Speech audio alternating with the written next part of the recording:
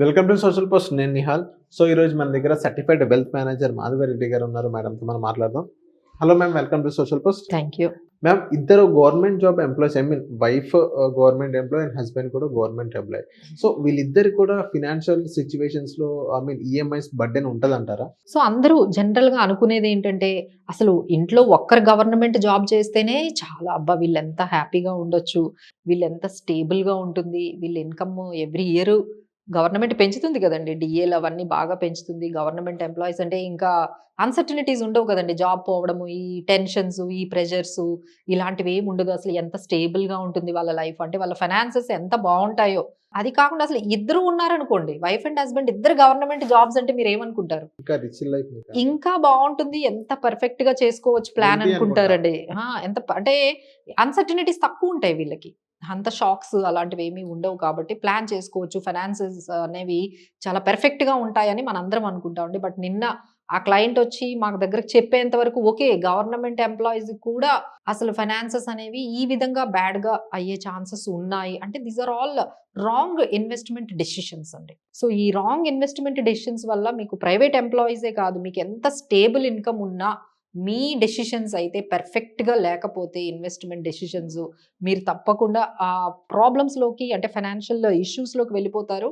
ఎలాంటి wealth create జరగదు, అలానే మన ఫైనాన్షియల్ గోల్స్ కూడా రీచ్ అవ్వలేము. సో ఇది ఒక ఎగ్జాంపుల్ ఏంటంటే వాళ్ళిద్దరూ జాబ్ చేస్తూ ఉన్నారు. ఇక గవర్నమెంట్ జాబ్స్ అంటే మీకు తెలుసు కదండి, షిఫ్ట్ అవుతూ ఉంటారు, వాళ్ళకి ఎక్కువ ట్రాన్స్ఫర్స్ అవుతూ ఉంటాయి, ఒక దగ్గరే ఉండరు.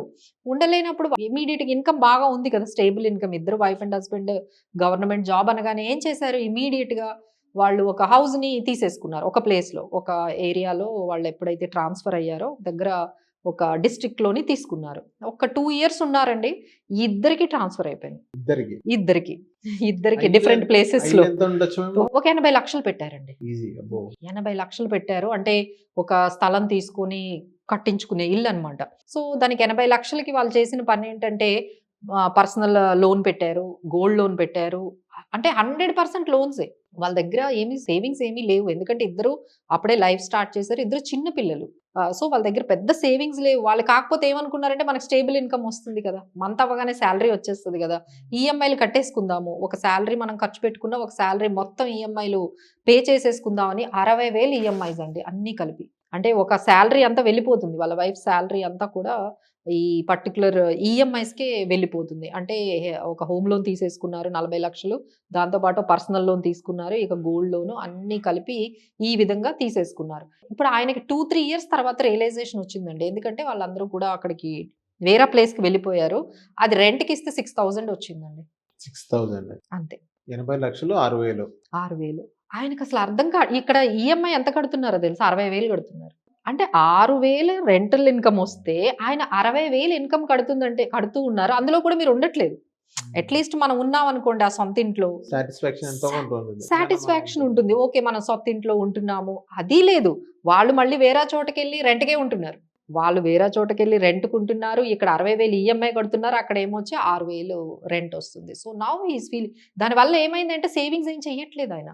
సేవింగ్స్ ఎట్లా వస్తాయండి, ఉన్న ఈఎంఐకి ఒక శాలరీ వెళ్ళిపోతే పిల్లలు చదివించడానికి మిగతా ఖర్చులకి ఒక శాలరీ అయిపోతుంది.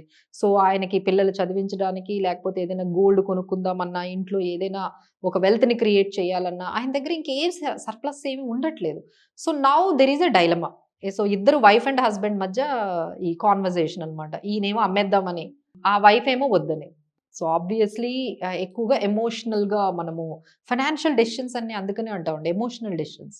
ప్రాక్టికాలిటీ చాలా దూరంగా ఉంటాం మనం, అది ఎమోషన్ అనమాట. అరే ఇల్లు అమ్మకూడదు, ఇల్లు ఆయన వచ్చి అడుగుతున్నారు, మేడం ఇల్లు అమ్మకుండా ఎట్లయినా చెయ్యొచ్చా అంటే హౌ ఇట్స్ పాసిబుల్ అండి. ఇంక ఇలానే ఆయన ఇంకో 20 years వరకు సేవింగ్స్ లేకుండా ఉండాల్సి వస్తుంది.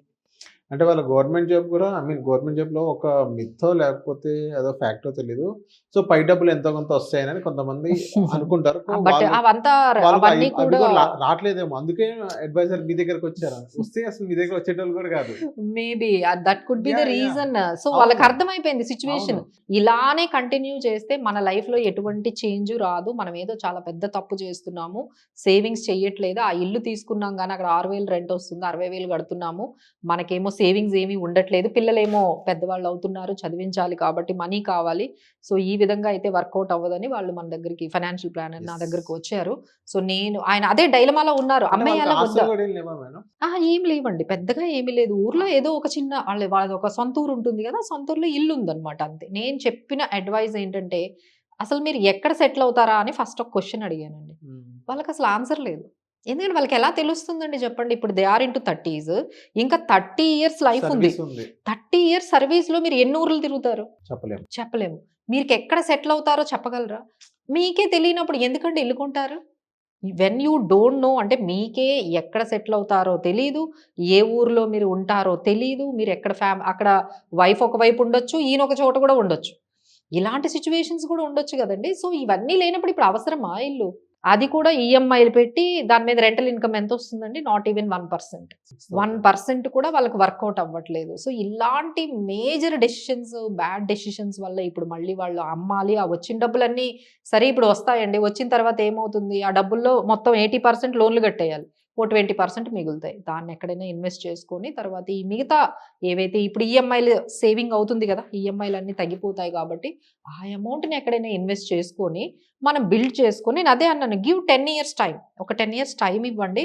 మీకు ఎక్కడ ఉండాలో అప్పుడు మీకు అర్థమవుతది. Now it is too early. ఇప్పుడు చాలా మీరు ఈ స్టేజ్‌లో వాళ్ళకేం అర్థం కావట్లేదు.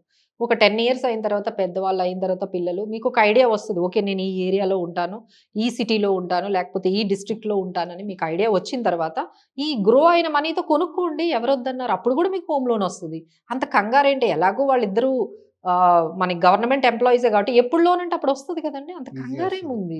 మనకొకసారి కొంచెం క్లారిటీ రావాలి కదా! ఇమ్మీడియేట్‌గా మ్యారేజ్ అవ్వగానే, పెళ్లవ్వగానే ఇల్లు కొనాలి. అంతేగాని అది నిజంగా అవసరమా? దానివల్ల మనకేమైనా యూజ్ ఉందా? అందులో మనం ఉండట్లేదు. దాన్నేదో రెంట్ ఏదో చాలా తక్కువొస్తుంది, 1%, ఇవన్నీ చూడకుండా చేస్తున్న వాళ్ళందరికంటే అదే చెప్తున్నాం. ఇంత స్టేబుల్ ఇన్‌కమ్ ఉన్నా వీళ్ళకి చూడండి ఎంత ప్రెషరొస్తోందో. ఇంట్లో వాళ్ళతో ఇప్పుడు వాళ్ళ వైఫ్ వద్దని ఈయన అమ్మేయాలని ఈయనకి ప్రాక్టికల్‌గా ఈయనకి అర్థమైపోయింది. Things are not doing well. ఇంకొన్ని రోజులు పోతే ఇప్పుడు పిల్లలు పెద్దవాళ్ళయ్యారనుకోండి, డెఫిసిట్‌లోకెళ్ళిపోతారు. అబ్బా! అవును. చదువులకి ఖర్చెక్కువవుతది. ఇప్పుడు చిన్న బాగా పిల్లలు కాబట్టి తక్కువండి. ఇప్పుడు పెద్దోళ్ళైతే ఇంకొంచెం ఖర్చవుతది. ఇప్పుడు నెమ్మదిగా వాళ్ళు ఇప్పుడు సర్ప్లస్ నుంచి ఇప్పుడేమో న్యూట్రల్‌గా ఉన్నారు. కొన్ని రోజులైతే డెఫిసిట్‌కెళ్తారు. డెఫిసిట్‌కెళ్ళిపోతుంది. ఇన్‌ఫ్లేషన్ పెరిగిపోతుంది గదా! ఇప్పుడు ఇద్దరు వైఫ్ అండ్ హస్బెండ్ వేరే చోట ఉంటే ఎంత అమౌంట్ కావాలి? అవును. సో, ఇప్పుడు మనకు అర్థమైంది ఏంటంటే, గవర్నమెంట్‌లో ఇద్దరు ఎంప్లాయీస్ గవర్నమెంట్ అయినా సరే, గవర్నమెంట్‌లో వర్క్ చేస్తున్న, స్టేబుల్ ఇన్‌కమ్ ఉన్న, ఫైనాన్షియల్ డెసిషన్స్ మనం పెర్ఫెక్ట్‌గా తీసుకోకపోతే మాత్రం మనం వెల్త్ క్రియేట్ చేయలేము. గోల్స్‌నైతే మనం రీచ్ అవ్వలేము. సో, బెటర్ ఇలాంటి మనం చాలా ఎగ్జాంపుల్స్ ఉంటాయి. ఎవరైనా వచ్చి ఇలాంటి డెసిషన్స్ తీసుకునే ముందే ఒక్కసారి ఫైనాన్షియల్ ప్లానర్ దగ్గరకొచ్చి డిస్కస్ చేసుకుంటే they may not continue this kind of burden. వాళ్ళకేంటవుతుంది, ఆల్మోస్ట్ 10 ఇయర్స్ వేస్ట్ అయిపోయింది గదండీ ఆల్మోస్ట్. సో, ఇలా వేస్ట్ ఆఫ్ టైమ్ మనకి ఉండకుండా, మనకి మళ్ళీ అమ్మడము, కొనడము, వీటిలన్నీ real estate is not that much easy అండి. అవును. ఎంట్రీ ఈజీయే, ఎగ్జిట్ అంత చాలా ఈజీ. కష్టం. ఎగ్జిట్ చాలా కష్టం. ఆ డెసిషన్ అనేది ఇంట్లో వాళ్ళు ఒప్పుకోవాలి ఫస్ట్ అమ్మడానికి. ఆ అమ్మిన తర్వాత మళ్ళీ మీకు మంచి బయర్ రావాలి. అంత ఈజీ అండి బయర్ రావడం. ఆ బయర్ వచ్చిన తర్వాత ఆయన వైట్ ఇస్తాడా? మళ్ళీ ఎంత క్యాష్ బ్లాక్ ఇస్తాడు? ఆయన ఎంత చెక్ ఇస్తాడు? ఎంత క్యాష్ ఇస్తాడు? అది కూడా తెలీదు. ఆ ఇచ్చిన క్యాష్‌ని ఎక్కడ పెట్టాలో తెలీదు.